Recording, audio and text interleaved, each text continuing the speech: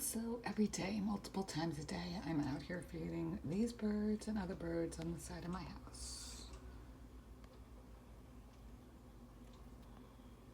Make sure I put some on the ground in the feeder every day.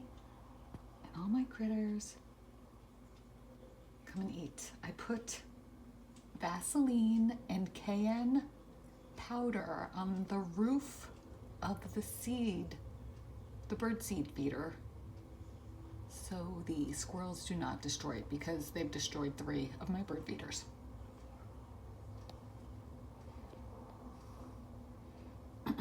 So feed your little guys even in the winter. As you can see, December 8th, December 9th, sorry, they're all up there feasting. And I still have a ton on the other side of the house.